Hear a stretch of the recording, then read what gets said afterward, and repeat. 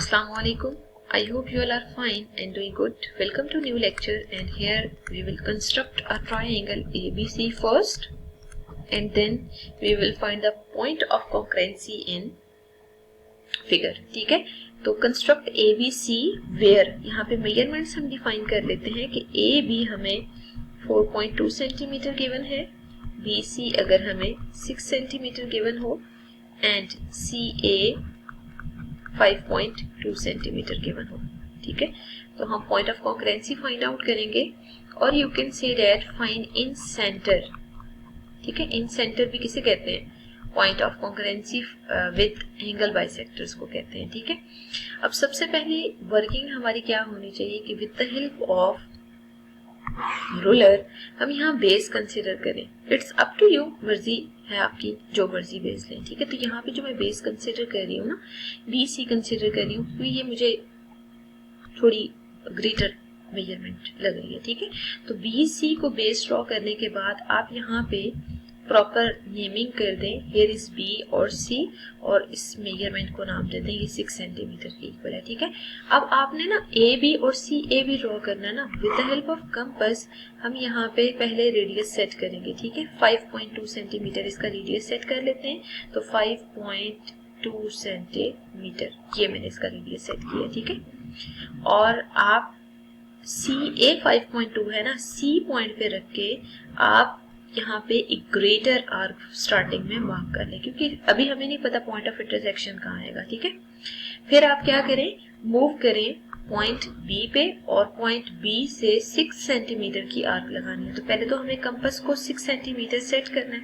मैंने कंपास को यहाँ पे 6 सेंटीमीटर सेट कर लिया है. ठीक है, 6 सेंटीमीटर सेट करने के बाद आपने एक आर्क लगानी है जो प्रीवियस आर्क को किसी पॉइंट पे इंटरसेक्ट करेगी. ठीक है, तो यहाँ पे जो हमारे पास पॉइंट ऑफ इंटरसेक्शन है वो मिल गया है. इस वजह से हम एक्स्ट्रा आर्क्स को रेज कर देते हैं और ये जो पॉइंट ऑफ इंटरसेक्शन है इसको CB ऑलरेडी मार्क्ड है, A मार्क कर दें. मार्क करने के बाद जरा A को ज्वाइन कर दें B से और C से. ठीक है, और यहाँ पे आप लिख दें कि AC 5.2 सेंटीमीटर के इक्वल है और AB 4.2 सेंटीमीटर के इक्वल है. ठीक है, अब हमने क्या करना है कि कंपास को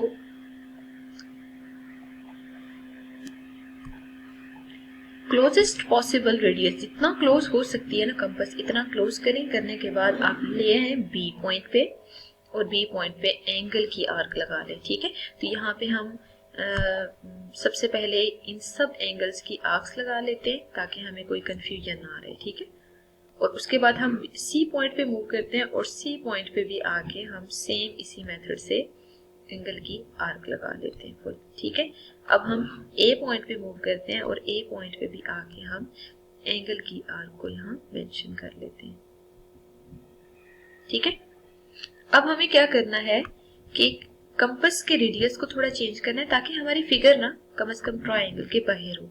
ठीक है, मतलब ये जो पॉइंट ऑफ इंटरसेक्शन है बहुत ज्यादा पॉइंट्स ट्रायंगल के इनसाइड ना आ रहे हो और हम इन एंगल A को बाइसेक्ट करेंगे. ठीक है, एंगल A को बाइसेक्ट करेंगे तो ये पॉइंट ऑफ इंटरसेक्शन आ रहे हैं. जो पॉइंट ऑफ इंटरसेक्शन है आप इसको with the help of pink colour join कर लें. ठीक है, और जो एक्स्ट्रा आर्क्स आ रही हैं आप बेशक इनको रेज करते हैं ताकि आपकी फिगर थोड़ी नीट दिखे. ठीक है, तो यहाँ पे आप देख सकते हैं मैंने एक्स्ट्रा आर्क्स को रेज कर दिया.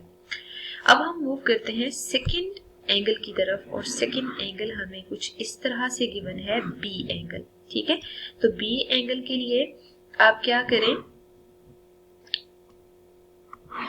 इस पॉइंट पे रख के कंपास का पहले रेडियस सेट कर लें ताकि जो एंगल बाइसेक्टर है वो ट्रायंगल के बाहर ही आ रहा हो. ठीक है, अब आप एक आर्क मार्क कर लें, लेकिन ये आर्क स्टार्टिंग में हमें थोड़ी बड़ी ही ड्रॉ करनी होती है क्योंकि हमें पॉइंट ऑफ इंटरसेक्शन के बारे में कोई इन्फॉर्मेशन नहीं होती. ठीक है, अब आप इस पॉइंट पे रख के अगेन एक आर्क मार्क करें जो इसी प्रीवियस आर्क को किसी पॉइंट पे इंटरसेक्ट करें. ठीक है, और एक्स्ट्रा आर्क्स को यहाँ से आप रेज कर दें. जब आप एक्स्ट्रा आर्क्स को रेज करेंगे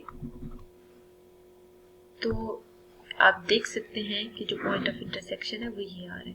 ठीक है, आप इसको हाईलाइट कर लें. अब हमें मूव करना है थर्ड एंगल की तरफ, दैट इज C. ठीक है, C एंगल पे आए और आप C एंगल के लिए एक आर्क मार्क कर दें. ठीक है, और उसके बाद फिर मूव करें आप सेकंड वाले पॉइंट पे और इस पे भी आपने एक आर्क मार्क करनी है, ठीक है। दोनों आर्क जिस पॉइंट पे इंटरसेक्ट करेंगे वो पॉइंट बेसिकली हमारा पॉइंट ऑफ इंटरसेक्शन है, ठीक है। मतलब वहां पे एंगल बाइसेक्टर ड्रॉ होगा, लेकिन आपने उसको सी से ज्वाइन करना है। सी से ज्वाइन करने के बाद फिर आपने जो एक्स्ट्रा आर्क्स आ रही है उनको रेज कर देना है, ठीक है। यहाँ पे जितनी भी एक्स्ट्रा आर्क्स आ रही है ना उनको रेज इसलिए मैं कर रही हूँ ताकि फिगर थोड़ी नीट दिखेगी, अदरवाइज कोई हार्ड एंड फास्ट रूल नहीं है कि आपने रेज करना है इनको, ठीक है। तो आप देख सकते हैं कि ये जो 3 लाइंस आपने पिंक कलर में ड्रॉ की है ये सब की सब एक पॉइंट पे इंटरसेक्ट कर रही है। That point is basically in centre आई, ठीक है।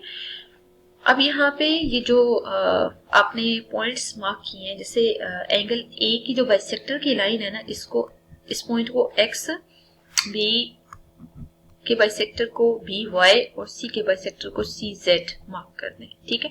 और ये सब के सब आई पॉइंट पे अगर इंटरसेक्ट हो रहे हैं ना तो हमें यहाँ से कंफर्म है कि I point is basically point of intersection of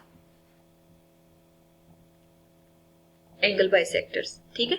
तो बेसिकली इन सेंटर को फाइंड आउट करने के लिए ना हमें क्लियर था कि हमें एंगल बाइसेक्टर्स ड्रॉ करने थे। तो सबसे पहली वर्किंग हमने ये किया है कि एंगल बाइसेक्टर्स को यहाँ पे ड्रॉ कर लिया। अब हम इसी से रिलेटेड सारा स्टेप्स ऑफ कंस्ट्रक्शन लिखेंगे और यहाँ पे अगर लिटिल बिट एरर आता है, अभी तो फिलहाल देखिए एक्यूरेट पॉइंट ऑफ इंटरसेक्शन आ रहा है ना, लेकिन अगर फॉर एग्जांपल 2 लाइंस इस तरह आ रही हो, तीसरे यहाँ से पास करिए, you can see the gap here, ठीक है। मतलब यहाँ पे एक गैप आ रहा है जिसको अभी मैं व्हाइट कलर में फिल करने लगी हूँ, ये, ठीक है। तो ये जो गैप आ रहा है ना, अगर ये गैप अपीयर होता है तो ये कंपास एरर या ह्यूमन एरर की वजह से आ रहा होता है। तो आपने फिर इस एरर को कंपनसेट करना है। अगर तो 1 मिलीमीटर का डिफरेंस आ रहा है तो आप इस पॉइंट को हल्का सा ड्रॉप कर दें, इनफ होगा, ठीक है। क्योंकि कंपास एरर या ह्यूमन एरर लिटिल बिट तो एग्जिस्ट करता है, लेकिन अगर ज्यादा गैप है तो फिर आपको दोबारा ड्रॉ करना